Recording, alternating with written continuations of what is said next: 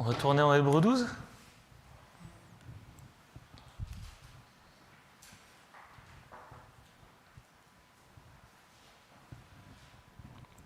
Verset 1, il est dit « Nous aussi, puisque nous sommes environnés d'une si grande nuée de témoins, rejetons tout fardeau et le péché qui nous enveloppe si facilement et courons avec persévérance dans la carrière qui nous est ouverte.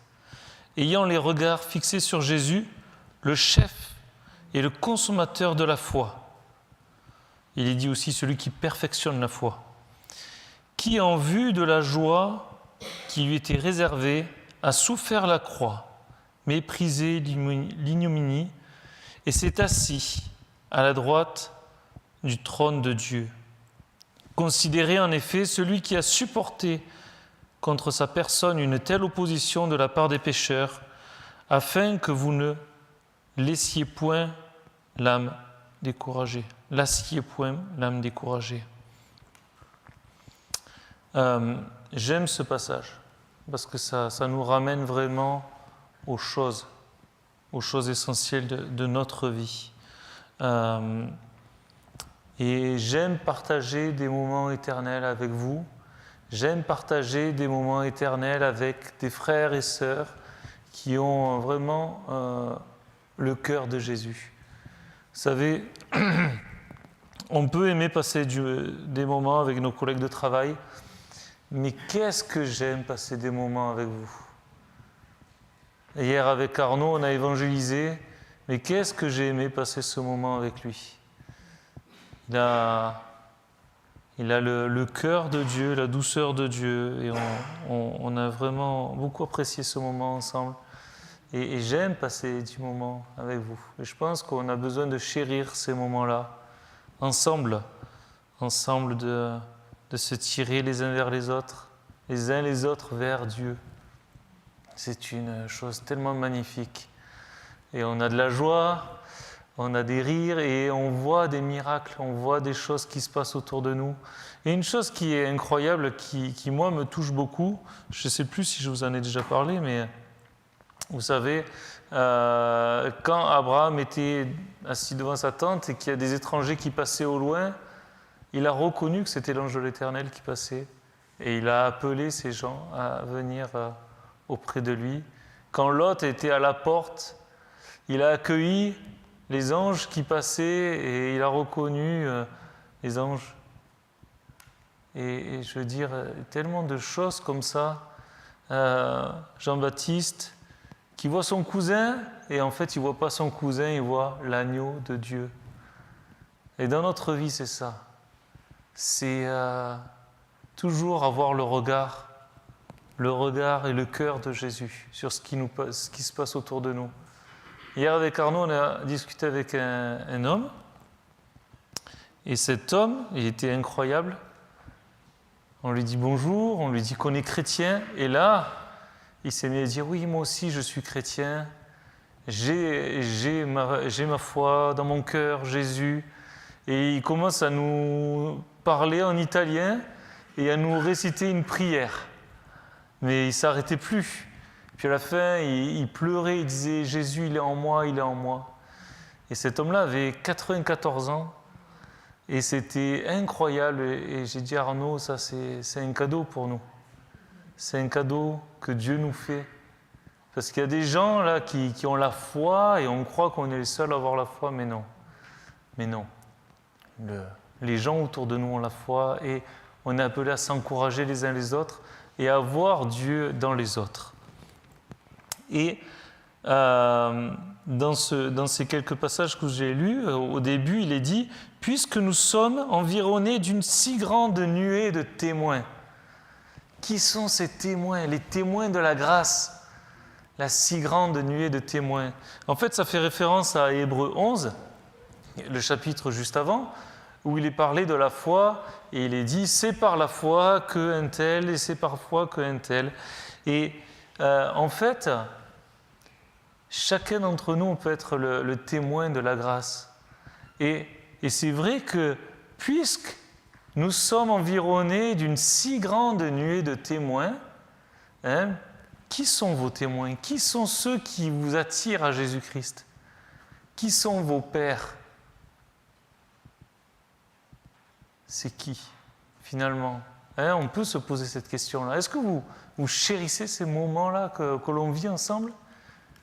Ou est-ce que vous aurez peut-être chéri être dans les arènes hier soir et fêter la meilleure musique de l'année? Qu'est-ce qu'on chérit? Est-ce que nos pères, est-ce qu'on aimerait passer une soirée avec Mbappé ou avec Giroud ou je sais pas, ou avec Bill Gates? Ou est-ce que notre exemple, c'est notre père, notre papa? Peut-être. Mais vous savez, ces gens-là, tôt ou tard, ils vont chuter, tôt ou tard, ils vont marcher par convoitise, par d'autres choses. Mais il y en a un sur lequel on peut se fier, il y en a un qui peut être un témoin fidèle, il y en a un qui ne faillira jamais chez Jésus-Christ. Et lui, malgré que l'on ait la nuée de témoins, cette nuée de gens qui nous révèlent le cœur de Dieu, Jésus-Christ, lui, est stable, il ne faillira jamais. Et vous savez, quand on parle de témoins, on peut réfléchir à une enquête. Quand les policiers mènent une enquête, s'il y a un témoin qui est là et qui nous dit ce qui s'est passé, c'est de suite beaucoup plus facile à résoudre l'enquête, évidemment. Mais comment on sait si le témoin dit la vérité? Ça c'est déjà plus compliqué. Est-ce que c'est un faux témoin ou est-ce que c'est un vrai témoin? Et en fait, on regarde s'il est mêlé à l'affaire, on regarde s'il y a des bons témoignages sur lui.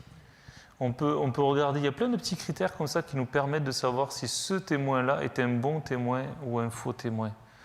Et si jamais on s'attache à un faux témoin, alors l'enquête peut piétiner, on peut même mettre coupable quelqu'un qui est innocent. Mais nous,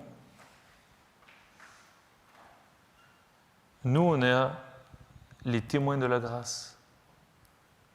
Les témoins qui disent la vérité parce qu'ils sont attachés à la parole de Dieu, au livre. Et ça, c'est quelque chose d'essentiel en fait. Un témoin de la grâce, c'est quelqu'un qui témoigne de la vérité, qui la vit, qui n'a aucun intérêt de la propager, sauf que ça le ronge de l'intérieur et il faut que ça sorte. Ça sorte. Hier, j'avais naturellement aucune envie d'aller évangéliser, mais Dieu me disait vas-y. Et j'y suis allé, parce qu'il fallait que ça sorte. Il fallait que la parole que Dieu avait mis dans mon cœur, l'amour que Dieu avait mis dans ma vie, ça sorte et ça puisse toucher d'autres personnes.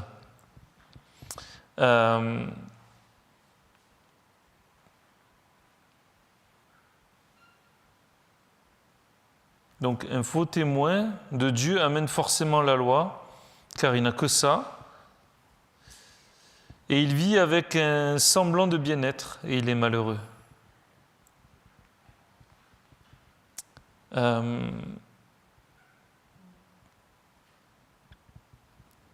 Et quand, vous savez, j'en ai un petit peu parlé, mais c'est pas grave.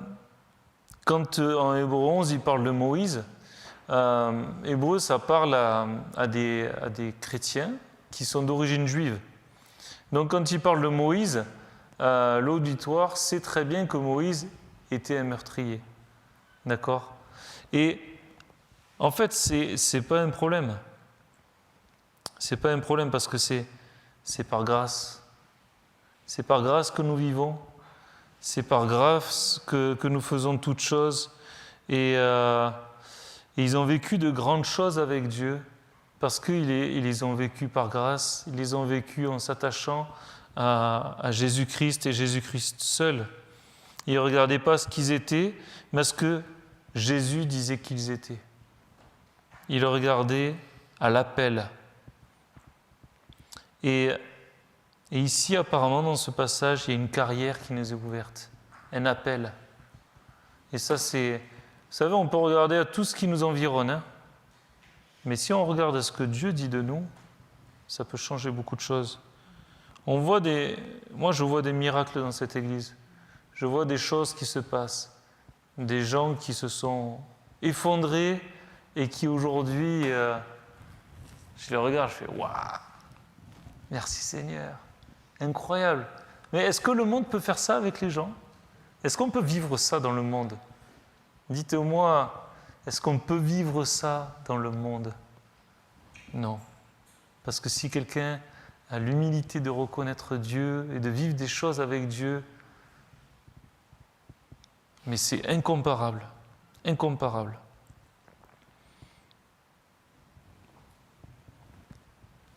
Environnés d'une si grande nuée de témoins, rejetons tout fardeau et le péché qui nous enveloppe si facilement. Donc ici, comment on peut rejeter tout péché? En fait, il faut se rappeler que quand on rejette, c'est rejeter. C'est pas ramener, c'est rejeter. Quand on dépose nos péchés à la croix, c'est « je dépose mes péchés à la croix ». Ce péché ne m'appartient plus. Vous savez, vous connaissez l'histoire de...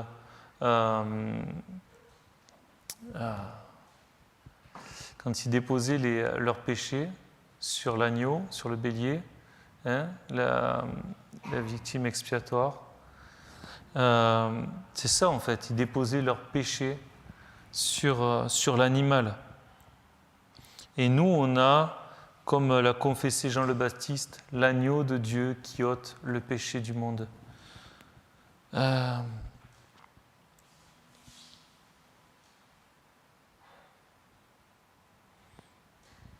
tout à l'heure, je vous disais que c'est incroyable de voir en fait la présence de Dieu dans les gens, comme l'a fait Jean le Baptiste, mais Jésus a aussi cette chose de discerner les choses. Quand il voit les pharisiens, les maîtres de la loi, des prêtres, des gens qui enseignaient la parole de Dieu, et il ne va pas dire ce sont des bonnes personnes. Il va dire que c'est des races de vipères. Et ça aussi, c'est important que l'on discerne les choses dans notre vie. Qui sont ceux qui vont nous amener à Dieu et qui sont ceux qui vont nous éloigner, qui seront ces faux témoins quelque part. Donc les péchés qui nous environnent, qui nous enveloppent. Donc rejetons tout fardeau. Et une question, c'est pourquoi on ne court pas? Apparemment, on a appelé une carrière à une course quelque part. Pourquoi on ne court pas? Peut-être parce qu'on aime plus cette vie et ses convoitises que ce que Dieu peut nous donner.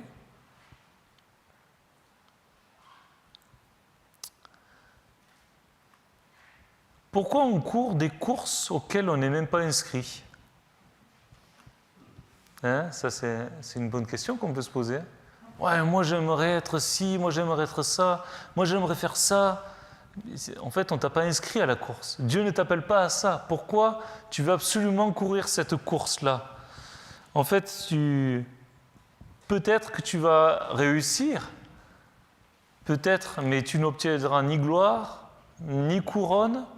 Et ce que tu obtiendras à la fin, ça sera de la chaume et de la paille. Ça n'arrivera pas à l'éternité. Il y a des courses, un appel sur lequel Dieu met dans notre vie et qu'on est appelé à faire. Et ça, c'est les bonnes courses. Où cours-tu? Avec quoi sur ton dos? Voulez-vous des fruits dans votre vie, avoir des victoires, voir des miracles? Mais vous courez contre le diable et vous voulez gagner en le laissant gagner. Parce que vous n'êtes pas prêt. Pour faire une course, il faut être prêt. Il faut être entraîné. Il faut être bien équipé.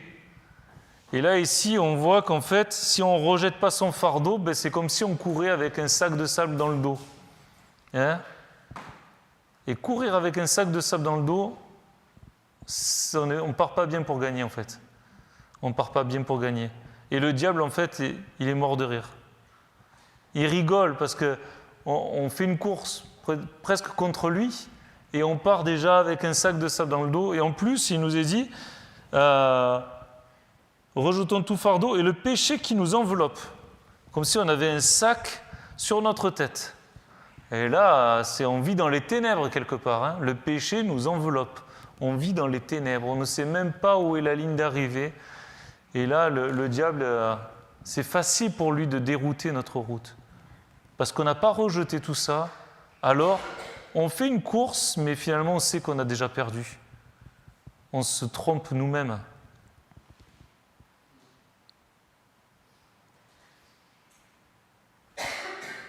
Donc, rejetons tout fardeau et le péché qui nous enveloppe si facilement et courons avec persévérance.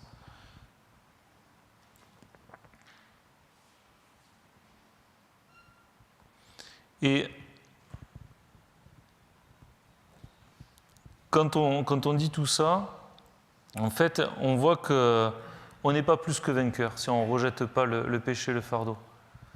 Moi, dans ma vie, j'ai une attitude, c'est une attitude de winner quelque part.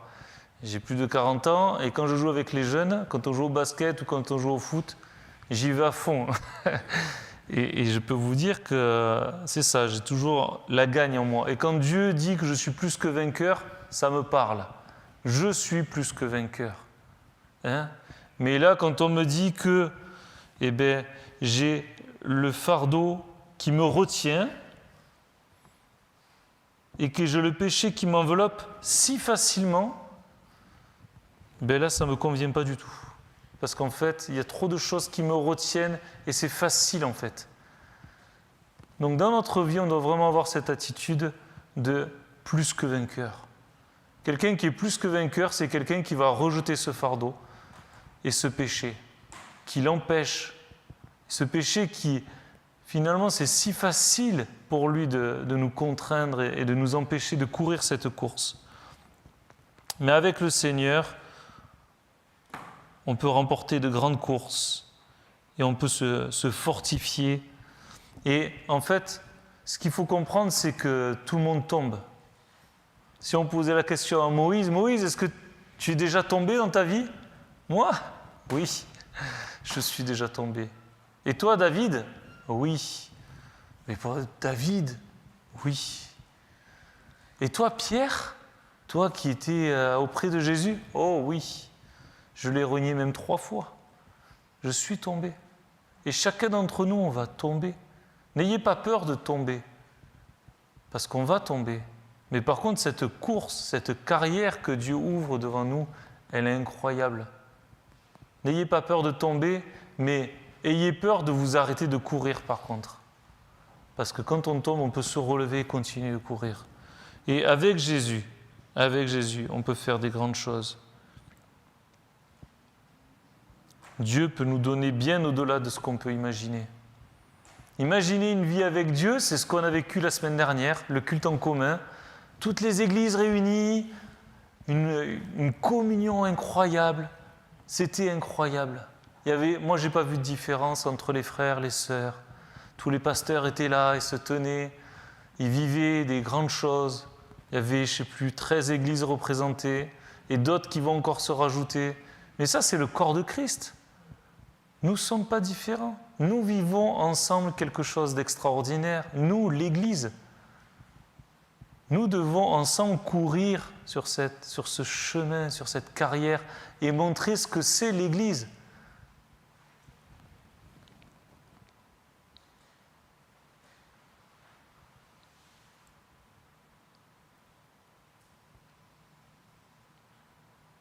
Et les jeunes qui ont chanté de tout leur cœur, j'ai beaucoup aimé aussi, qu'ils croyaient dans le nom de Jésus-Christ. Le nom de Jésus-Christ est différent de tout autre nom.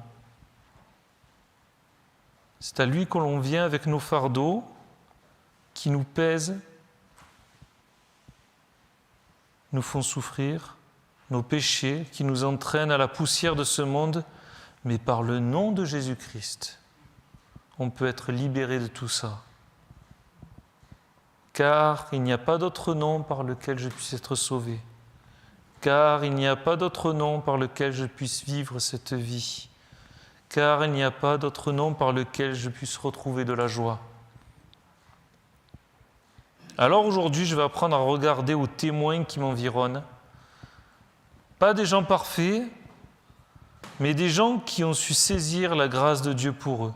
Je vais apprendre à rejeter tout fardeau et tout péché, et je vais m'attacher, passer ma vie à avoir les yeux fixés sur Jésus, à celui qui est.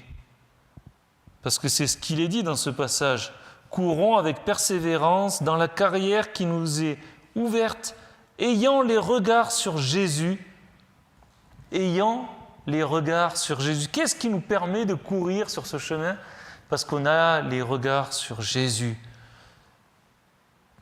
Ce n'est pas naturel. Parce que sinon, on va regarder toujours aux circonstances. Rappelez-vous de Pierre sur la barque qui voit Jésus marcher sur l'eau et qui veut le rejoindre. Et quand il regarde aux circonstances, il coule. Regardez à Jésus et on marchera sur l'eau. Regardez à Jésus et les circonstances ne nous atteindront pas. Regardez à Jésus. À qui irions-nous? Il a les paroles de la vie. Il est le chemin, la vérité et la vie. Il est la pierre angulaire. Il est le fondement de ma vie. Il est le rocher sûr et parfait. Il est Dieu. Regarder à Jésus, c'est avoir un chant, une mélodie dans notre cœur. Moi, je ne sais pas si ça vous le fait, mais moi, j'ai toujours un chant qui m'accompagne tout au long de la journée. Quand il y a des choses, des embrouilles ou des adversités, Dieu est là avec moi et il y a ce chant-là qui est à l'intérieur de moi. Et je regarde à Jésus presque constamment dans la journée. Regarder à Jésus, c'est avoir une vision pour les autres. Telle personne s'est éloignée, telle personne connaît mal, telle personne ne connaît pas du tout. Si j'ai ce fardeau,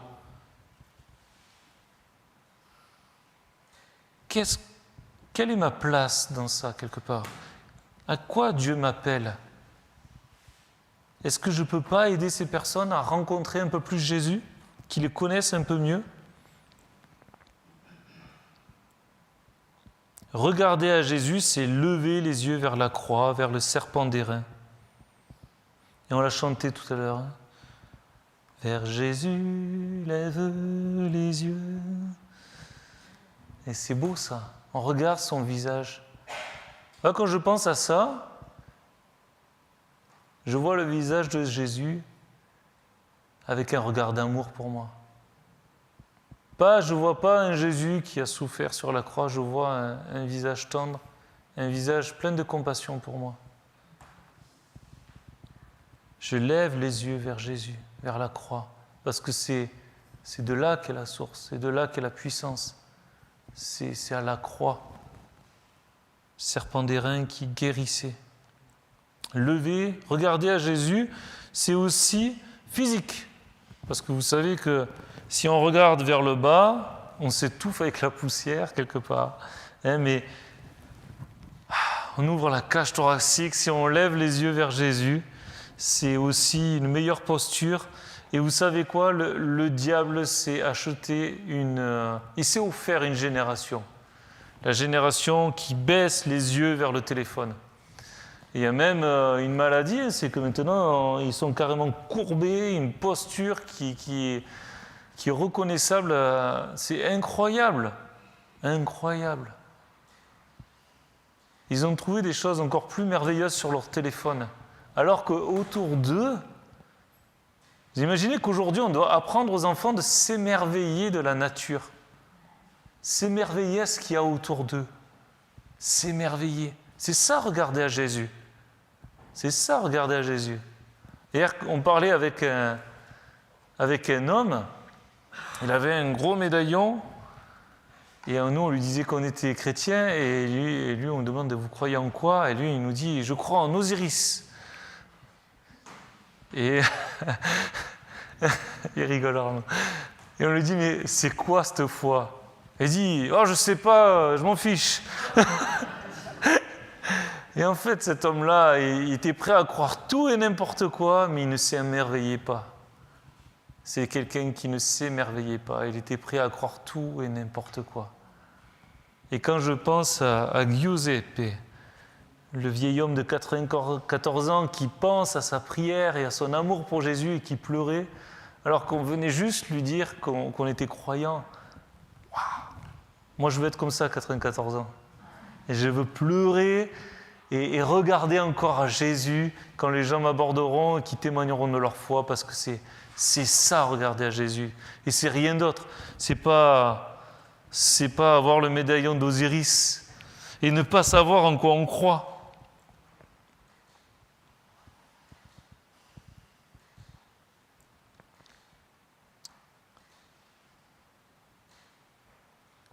Mais la vie avec Jésus, c'est tellement plus, tellement vrai. Et je suis content aussi qu'avec ce groupe de jeunes, on puisse vivre des choses spirituelles, fraîches, vraies, pures. La vie. La vraie, celle à laquelle j'ai été créé. Vous savez qu'on a été créé pour quelque chose de particulier quand même. Toutes choses ont été créées pour quelque chose de particulier. Une chaise pour s'asseoir, un balai pour balayer, un micro pour amplifier la voix. Et non, un balai, c'est pas fait pour chanter. Ça n'amplifie pas la voix. Il y en a qui ont essayé de chanter avec un balai. Ça marche pas bien. Ça n'amplifie pas la voix. Et un micro, c'est pas fait pour balayer non plus. Mais vous avez été fait pour aimer votre prochain. Vous avez été créé par Dieu pour quelque chose de particulier. Martine, avec un don particulier que Dieu lui a donné, elle honore notre assemblée. Et chacun d'entre nous, on a été créé pour quelque chose de très particulier. Nous sommes précieux pour Dieu, utiles à son royaume. Psaume 23, il nous est dit que nous sommes mis à part, que nous sommes le troupeau de Dieu, qui nous amène dans de verts pâturages, qu'il restaure notre âme, qu'il prend soin de nous. Qu'est-ce qu'on peut vouloir de plus ? Qu'est-ce qu'on peut vouloir de plus ? Il surenchérit, verset 5, « Tu dresses devant moi une table en face de mes adversaires. Tu oins d'huile ma tête et ma coupe déborde. » Seigneur, tu dresses devant mes ennemis une table. Ça veut dire que tu me dis que c'est toi qui vas les combattre et tu m'apportes un repos. Il faut que je reste calme dans l'adversité parce que c'est toi qui fais les choses. Tu oins d'huile ma tête et ma coupe déborde. Dieu nous a sanctifiés, nous a oints pour une fonction particulière. Parce qu'il dit que nous sommes des agents tellement particuliers. Il oint d'huile notre tête. Mais ça veut dire autre chose. Parce que là, il parle de troupeau. Pourquoi il mettait de l'huile sur la tête des animaux ? Pourquoi ? Il y avait d'autres fonctions. Il y avait fonctions d'éloigner les insectes et aussi de guérir les plaies des brebis. C'est pour ça qu'il mettait de l'huile sur les brebis. Et ici, moi j'aime ça. Parce que vous savez, comme le dit Proverbe 27, 17, que le fer aiguise le fer, ainsi un homme excite la colère d'un homme. On n'est pas préservé dans l'Église. Hein. On n'est pas préservé. Hein. Il peut y avoir des conflits entre nous. Mais vous savez quoi la différence ? C'est que nous, on est oints d'huile. Le Seigneur a mis de l'huile sur notre tête. Et si on regarde à Jésus, les petits conflits qu'il peut y avoir avec nous, on regarde à la croix, et on regarde le regard d'amour de Jésus qu'il a pour nous. Il a oint d'huile notre tête pour guérir ses plaies, pour guérir tout ce qui peut nous tracasser. Il a mis cette table en face de nos adversaires. Regardez à Jésus et toutes choses seront différentes.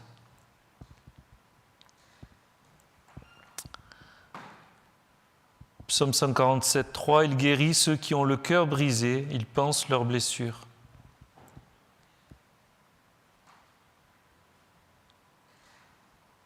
On va relire Hébreux 12. Nous donc aussi, puisque nous sommes environnés d'une si grande nuée de témoins, rejetons tout fardeau et le péché qui nous enveloppe si facilement, et courons avec persévérance dans la carrière qui nous est ouverte, ayant les regards sur Jésus, le chef et le consommateur de la foi, qui, en vue de la joie qui lui était réservée, a souffert la croix, méprisé l'ignominie, et s'est assis à la droite du trône de Dieu. Considérez en effet celui qui a supporté contre sa personne une telle opposition de la part des pécheurs, afin que vous ne vous lassiez point l'âme découragée. Amen. Amen. Soyons encouragés par ces paroles. Ne prenons pas de fardeau, mais au contraire, rejetons ce fardeau, ayons des témoins devant nous, qui marchent devant nous. Arnaud l'a dit tout à l'heure, qu'on avait besoin, lui il a témoigné qu'il a été repris dans sa vie et que certains d'entre nous l'avons remis et encouragé dans sa foi. Et ayons des témoins, des gens qui marchent devant nous. Ça peut être des gens de la parole, ça peut être aussi des gens avec lesquels on peut être en contact aujourd'hui. Et courons dans la carrière que Dieu nous a donnée. Découvrons les dons que Dieu nous a donnés. Amen. On va prier. Seigneur Jésus, merci Père éternel pour tous tes bienfaits pour nous, Seigneur, parce que toi, tu as des pensées sur nous, des projets de paix et non de malheur, qui nous donnent un avenir et de l'espérance. Oh, merci Seigneur Jésus. J'ai envie de courir dans cette carrière, découvrir la vie à laquelle tu m'appelles à vivre, Seigneur, parce que ce monde me propose tellement de belles distractions, mais toi, tu me proposes la vie. La vie avec toi est tellement différente.